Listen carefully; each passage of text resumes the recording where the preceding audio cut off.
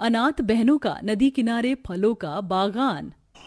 अरे माँ, आप यहाँ बाहर चूल्हे पर क्यों खाना बना रही हो? अंदर बहुत गर्मी हो रही है बेटियों, और फिर नदी का पानी लेने के लिए बार बार नदी के पास ही आना पड़ता है, इसीलिए बाहर ही खाना बना रही हूँ। फिर नदी से पानी भी आसानी से ले लेती हूँ और ठंडी ठंडी हवा भी शरीर पर लगती रहती है। मम्मी मम्मी रोटियां बन गई तो खाने को दे दो, बहुत तेज भूख लग रही है। अरे मेरी राजकुमारी को भूख लगी है? अच्छा यामिनी, तुम अपनी सभी बहनों को यहाँ बुला कर ले आओ, खाना बन गया है, मैं यहीं नदी के पास परोस देती हूँ ताकि ठंडी हवा में तुम आराम से खाना खा सको। अब उमा खाना परोसती है और उसकी पांचों बेटियां नदी किनारे ठंडी ठंडी हवा में बैठकर खाने का आनंद ले रही होती हैं। भरपेट खाना खा लो, फिर अपने अपने कॉलेज और स्कूल चले जाना और मैं भी काम पर निकल जाऊंगी। उमा बहुत ही गरीब थी और कई वर्ष पहले बेचारी के पति का निधन भी एक दर्दनाक बीमारी के साथ हो गया था। इस दिन के बाद से उमा जैसे तैसे लोगों के घर में नौकरानी का काम करके अपनी पांचों बेटियों को पढ़ा लिखा रही थी। ऐसे ही कुछ दिन गुजरे और एक दिन उमा नदी किनारे बैठकर घर के जूठे बर्तनों को धो रही थी। अरे अचानक से नदी के पानी का बहाव इतनी तेजी से क्यों हो रहा है? कहीं कोई आपदा तो नहीं आने वाली? मेरी पांचों बेटियां भी यहाँ नहीं हैं। उमा की घबराहट बढ़ती ही जा रही थी कि तभी नदी के किनारे लगे चारों तरफ के बांध हवा के झोंके और पानी के तेज बहाव से टूट जाता है और पानी की लहरें तेजी से उमा की तरफ आने लगती हैं। धीरे धीरे उमा का शरीर पानी में बहने लगता है। बुजुर्ग उमा पानी में ठीक तरीके से तैर भी नहीं पा रही थी। बचाओ, कोई है? नदी का बांध टूट गया है, कोई है? बचाओ। उमा लोगों को कई बार आवाज देती, पर नदी से दूर रहते लोग उमा की आवाज सुन नहीं पाते। दरअसल गांव वालों को भी पता था कि नदी का बांध कभी भी आपदा आने पर टूट सकता है, इसलिए वो लोग नदी के पास नहीं रहते थे। पर उमा के पास रहने की कोई जगह नहीं थी, इसीलिए उमा ने अपना घर नदी के पास ही बसा रखा था। मेरी सांसें अब रुक रही हैं, काश मैं अपनी पांचों बेटियों को देख पाती। पानी का बहाव इतना बढ़ जाता है कि उमा खुद को बचा ही नहीं पाती और अपना दम तोड़ देती है। कुछ देर बाद उमा की पांचों बेटियां अपनी क्लास खत्म करके घर आती हैं। ये घर के पास इतना पानी कहाँ से आया? और ये नदी किनारे जूठे बर्तन क्यों बिखरे हुए हैं? यामिनी, त्रिशा दीदी, वो देखो बांध टूटा हुआ है, इसका मतलब कि सारा पानी बांध टूटने की वजह से आया है। माँ कहाँ है? त्रिशा ऐसे बोलती ही है कि तभी उमा का मृत शरीर पानी में तैरता हुआ उनके सामने आता है। माँ! यामिनी दीदी, कल्पना, माँ को जल्दी से नदी से बाहर निकालो। तीनों बहनें मिलकर अपनी माँ को नदी से बाहर खींचती हैं और उसकी धड़कन को दबाती हैं, लेकिन उमा के शरीर में कोई हलचल नहीं होती। दीदी दीदी, माँ को क्या हो गया? माँ कुछ बोल क्यों नहीं रही है? माँ उठो ना माँ। अब उमा की तीनों जवान बेटियां गांव वालों से पैसा ब्याज पर लेकर अपनी माँ का अंतिम संस्कार करती हैं। अब क्या होगा? उमा की इन पांचों अनाथ बेटियों का, ऊपर से 3 बेटी जवान है, शादी के लायक। भगवान इनकी रक्षा करना और हर कदम पर इनकी मदद करना।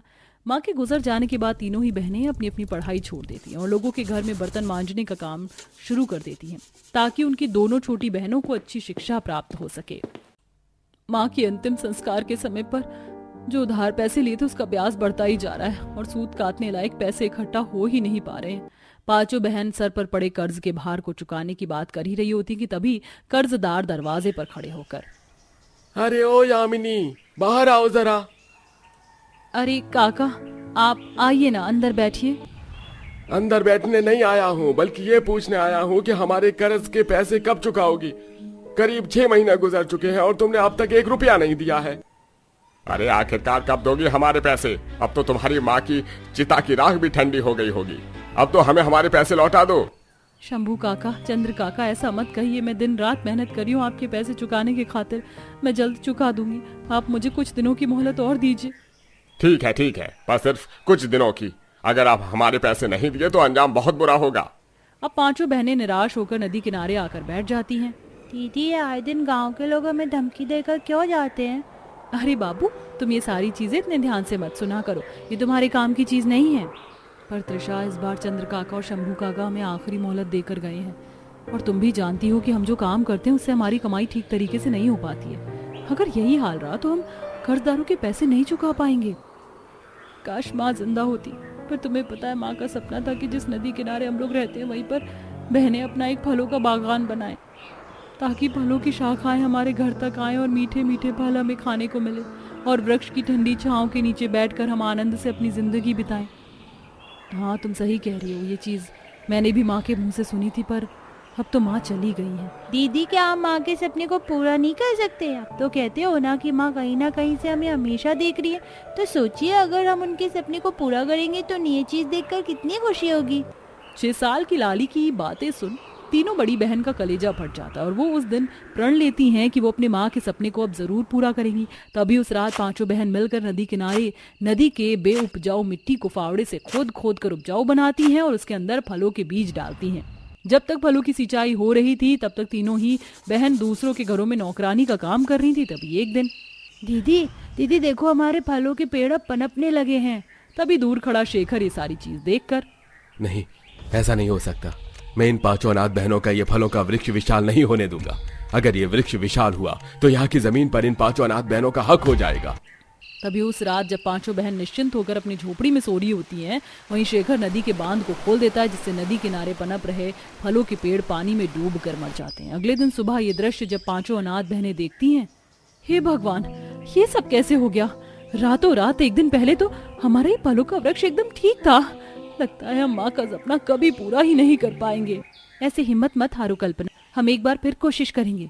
एक बार फिर पांचों अनाथ बहनें नदी किनारे फलों के वृक्ष को रोपती हैं और इस बार फलों की शाखाएं अच्छे तरीके से फैल जाती है और नदी किनारे आम, अमरूद, सेब, लीची जैसे फलों का बागान बनकर तैयार हो जाता है। देखा कल्पना, मैंने कहा था ना हमारी मेहनत जरूर रंग लाएगी। देखो कितने ताजा ताजा फल हमारे पेड़ों पर लग चुके हैं। चलो अब इन फलों को तोड़कर बाजारों में बेच कर आते हैं। इतना षड्यंत्र रचने के बाद भी इन 5 अनाथ बहनों का नदी किनारे ये फलों का बागान बनकर तैयार हो गया। दूसरी तरफ पांचों अनाथ बहनें फलों को बाजार में बेचती हुई, अगर किसी को तरोताजा महसूस करना है इतनी गर्मी में तो हमारे नदी किनारे के ताजा ताजा फल जरूर खाइए। पांचों अनाथ बहनें कड़ी धूप में मेहनत करके फल बेच रही थी। तभी किशोर उनकी फलों की टोकरी फेंकता हुआ, क्यों री, तेरी हिम्मत कैसे हुई इस बाजार में अपने फलों को बेचने की? पहले तो नदी किनारे फलों के पेड़ लगाकर वहाँ की जमीन पर कब्जा कर लिया, अब बाजारों पर भी अपना रुतबा जमाना चाहती है। नहीं, आप गलत समझ रहे हैं, ऐसा कुछ नहीं है। बाजार के अनेकों व्यापारी 5 अनाथ बहनों पर जोर जबरदस्ती करते हैं और उन्हें वहां से भगा देते हैं, जिसके बाद पांचों अनाथ बहनें अपनी फलों की टूटी हुई टोकरियां लेकर अपने घर आती हैं, जहां पहले ही गांव के सेठ कुछ लोगों के साथ खड़े होते हैं। सेठ जी, आप यहाँ, कोई बात हुई है क्या? हाँ, गांव वालों का कहना है कि तुम नदी किनारे इन फलों का बागान बनाकर नदी के जमीन पर कब्जा करना चाहती हो, इसलिए तुम जल्द से जल्द फलों के पेड़ों को काट कर यहाँ से हटाओ, नहीं तो हम इसके ऊपर कार्रवाई करवाएंगे, पुलिस बुलाएंगे, मुकदमा दर्ज करवाएंगे। एक बार फिर गांव के लोग पांचों अनाथ बहनों पर शासन करते हुए वहां से चले जाते हैं। दीदी, बड़ी बड़ी सरकार, प्राइम मिनिस्टर खुद कहते हैं कि हमें रोज एक पौधा लगाना चाहिए, फिर ये गाँव वाले हमारे ऊपर ऐसे गुस्सा क्यों कर रहे हैं पेड़ पौधे लगाने पर? अपनी बहन लाली की बात सुन त्रिशा के दिमाग में ख्याल आता है और वो गवर्नमेंट अथॉरिटी से इस बारे में कंप्लेन करती है। अगले दिन सुबह गांव वालों के साथ गवर्नमेंट अथॉरिटी वहां पहुंची और नदी किनारे अमरूद, सेब, लीची, आम के घने वृक्ष और फलों का एक खूबसूरत बागान देखकर खुश होकर कहती है, कौन है वो लोग जो इतने खूबसूरत फलों के बागान को यहाँ से हटाना चाहते हैं? अरे मैं कहता हूँ, अगर आज के बाद किसी ने नदी किनारे बने इन फलों के बागान पर अपनी गंदी नजर डाली तो मैं उसके ऊपर कड़ी कार्रवाई करूंगा। इसके बाद उस शख्स की जुर्माने के तौर पर 10 लाख रुपए जमा करने होंगे और 12 साल तक जेल की हिरासत में रखा जाएगा, क्योंकि सरकार खुद हमें कहती है कि हमें रोज एक पौधा लगाना चाहिए ताकि हमें एक अच्छा ऑक्सीजन प्राप्त हो सके। थैंक यू अंकल, आप बहुत अच्छे हैं जो आपने मेरी दीदी को सपोर्ट किया। सपोर्ट नहीं गुड़िया, हम तुम्हें सरकारी नियमों के अनुसार तुम्हारी बहनों को पेड़ पौधे लगाने और अच्छा एनवायरनमेंट बनाए रखने के लिए पैसे भी प्रोवाइड करेंगे। इस दिन के बाद से अब पांचों अनाथ बहनों को सरकारी दफ्तर से हर महीने एनवायरनमेंट में ग्रीनरी बनाए रखने के लिए पेंशन मिलना शुरू हो जाती है। इसके बाद से उनकी आर्थिक स्थिति भी ठीक हो जाती है और उनके सर से सारे कर्ज खत्म हो जाते हैं। सुबह से दोपहर हो गई, मुश्किल से 4 से 5 ग्राहक ठेले पर आए हैं। ऊपर से ये धूप में चलते चलते मेरे तो सिर दर्द शुरू हो गया है। गर्मी के चलते अनुज के सिर में काफी तेज दर्द होने लगता है और अब अनुज दोपहर में ही अपना ठेला लिए वापस अपने घर आ जाता है। अरे आप इस वक्त, आप तो शाम में आते हैं ना, क्या हुआ? तबीयत तो ठीक है ना आपकी? धूप में घूमते हुए सिर में काफी दर्द होने लगा, इसलिए मैं आ गया। थोड़ी देर सोना पड़ेगा वरना सिर के दर्द से यूं ही तड़पता रहूंगा। अनुज मुंह हाथ धोता है और एक गिलास पानी पीकर सो जाता है। ऐसे ही शाम होती है और अब निशा अपनी रसोई घर में जाकर खाना बनाने लगती है। कहने को तो शाम हो चुकी थी, लेकिन रसोई घर में कदम रखते ही निशा के पसीने छूटने लगते हैं। मैं तो परेशान हो गई हूँ इस रसोई से। 2 मिनट इंसान यहाँ बैठकर कुछ बना नहीं सकता। ऊपर से कितनी छोटी और बंद है। घर तो फिर भी थोड़ा बहुत खुला हुआ है तो गर्मी कम लगती है, लेकिन जरा यहाँ आकर देखो, ऐसा लगता है कि रसोई में नहीं बल्कि ज्वालामुखी के मुंह के अंदर आकर बैठ गई हूँ। निशा की रसोई काफी ज्यादा छोटी थी और साथ ही हर जगह से बंद भी थी, जिसके चलते निशा को रसोई में खाना बनाते हुए काफी ज्यादा गर्मी लगती थी। निशा जैसे तैसे कर खाना बनाती है और अब सबके लिए बाहर आंगन में खाना लगा देती है। भाभी, अभी जब मैं पानी लेने के लिए रसोई में गई तो रसोई बिल्कुल आग की भट्टी की तरह भपक रही थी। मैं तो कहती हूँ कि आप आंगन में ही चूल्हा बना लो। सोचा तो मैंने भी यही था, लेकिन कोई फायदा नहीं है। रात में तो आराम से खाना बना लूंगी, लेकिन दोपहर और सुबह तो धूप में मेरा शरीर जलेगा। मैं तो सोच रहा हूँ कि अब ठेले पर खाना पीना बेचना बंद कर दूं। इतनी गर्मी में घूमते घूमते खाने पीने की चीज बेचना काफी मुश्किल हो जाता है। पता है, अभी भी मेरे सिर में दर्द हो रहा है हल्का हल्का। इतनी गर्मी में तो कम से कम इंसान के पास एक छोटा सा ही सही लेकिन ढाबा तो होना चाहिए। बिना ढाबे के तो मैं खाना नहीं बेच सकता अब। बेटा, इसके लिए पैसे भी तो होने चाहिए। अगर हमारे पास ढाबे के लिए पैसे होते तो सबसे पहले तो मैं बहू की रसोई तुड़वाकर ठीक से बनाती। कम से कम मेरी बहू को राहत तो मिलती गर्मी से थोड़ी। पूरे परिवार का ही गर्मी से काफी बुरा हाल था। अनुज जब भी धूप में बाहर ठेला लेकर निकलता तो उसकी हमेशा हालत खराब हो जाती। कभी कभी तो अनुज को इतनी तबीयत खराब होती कि वो कई दिनों तक बिस्तर पर ही पड़ा रहता। अगर शरीर में थोड़ी बहुत जान होती तो मैं कभी भी अपने बेटे को ऐसे हालत में नहीं देखता और खुद जाकर ठेला लगाता। ना जाने कब इनकी तबीयत ठीक होगी। और अगर कभी अनुज की तबीयत ठीक भी होती और वो सुबह से शाम तक अपने खाने का ठेला लेकर इधर उधर घूमता तो भी गर्मी के चलते कोई उसके ठेले पर आकर खाना नहीं लेता, जिससे काफी सारे खाने की बर्बादी होती थी। आज खाना बनाने की कोई जरूरत नहीं है। सारा का सारा खाना बचकर यूं ही वापस आया है। इतना सारा खाना हम लोग कैसे खाएंगे और कहाँ तक पड़ोस में भी बांटेंगे। कितनी पैसों की बर्बादी होती है। अब क्या ही कर सकते हैं, हमारी तरह ग्राहक लोगों को भी तो गर्मी लगती है। आजकल तो लोग अपने घरों में ही बैठे बैठे एसी की ठंडी हवा में खाना मंगवा कर खा लेते हैं। जब इतनी सुविधा है तो कोई क्यों ही इतनी गर्मी में बाहर निकलेगा। कुछ समय और गुजर जाता है। निशा के ससुराल में सास ससुर के कुछ रिश्तेदार आए होते हैं। सोमवती, तुम्हारा घर तो फिर भी ठीक है, लेकिन रसोई तो बाप रे बाप। पता है, अभी मैं अंदर पानी लेने के लिए गई, कितनी गर्म है तुम्हारी रसोई। बेचारी तुम्हारी बहू इतनी गर्मी में खाना कैसे बनाती होगी।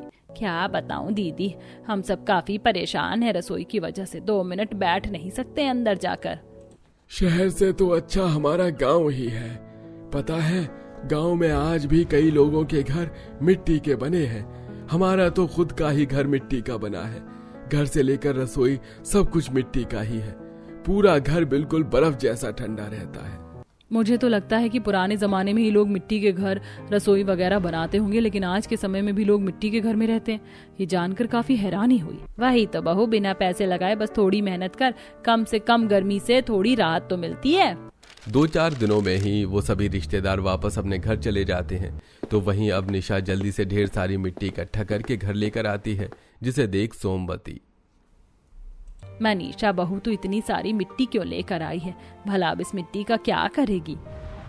आपको सुनीता काकी की ये बात याद नहीं है? उन्होंने कहा था कि गांव में लोगों की मिट्टी के घर और रसोई होती है जिसमें काफी ठंडक रहती है। इसीलिए मैंने सोचा है कि अब घर तो ना सही, लेकिन कम से कम मिट्टी की रसोई तो बना सकती हूँ। भाभी बिल्कुल ठीक कह रही है। खाना तो भाभी बनाती है, गर्मी में देखिए उनकी क्या हालत हो गई है। हाथ पैर पर कितने दाने निकल आए। भाभी, मैं आपकी इसमें मदद करूंगी।